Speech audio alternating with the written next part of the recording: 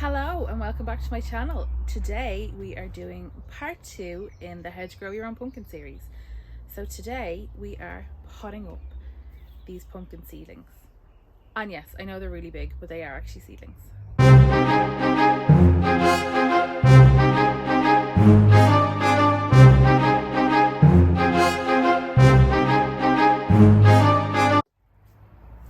I thought it would be worth showing you that I actually still have a pumpkin from last year. Now, it is coming up past its sell by date. The stem has fallen off and I'm starting to get a bit of rot there, but I just wanted to show you that pumpkins are a really good crop to grow because they store really well and they will keep in a cool, dark place all winter and spring, and it means that you have a stash of fresh pumpkin to go and dive into over the winter months. So I just wanted to show you that this one is still on the go. This variety is Crown Prince. So before I actually go ahead and pot these up, I just want to give you an idea of a timeline. So these seeds were sown. They're for an Atlantic giant pumpkin. They're seeds that I saved myself for my largest pumpkin last year. These were sown on the 10th of April out in this unheated polytunnel. They germinated on the 20th of April and today is the 15th, so that's what, 26 days of growth from the day they were sown to this stage. So as you can see, they grow really fast and they grow really big. And if you look at the underneath, you can see, whoops, that we know that it's time to sow them now because the roots are starting to come out the bottom. And once I start potting them on, I can show you how the root ball will have fully filled this cell already. Now normally when you're potting something up, you only go up one pot size, but as you can see here, I'm taking quite a large jump between the size of the cell in the tray and the size of the pot.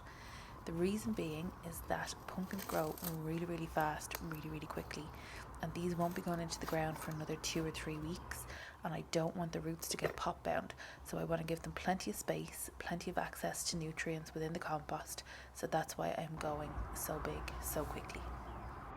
Now as you can see here, I'm getting these seedlings out at just the right time because the roots have fully filled the cell in the tray, which means that they would have used up all of the nutrients in the compost, so it's a perfect time to pot them on. You can tell there now, the bottom leaves, the seed leaves, they're yellowing. That's fine, they die off as normal, that's completely natural, but the other leaves are starting to get a slight tinge of yellow, and that's telling me that it's definitely the right time to pot them off because they've used up all the nutrients in the compost. So I've used my spoon to remove them from the seed tray. The plastic dibber was just not cutting it, it was going to break, so I used my trusty teaspoon to take them out.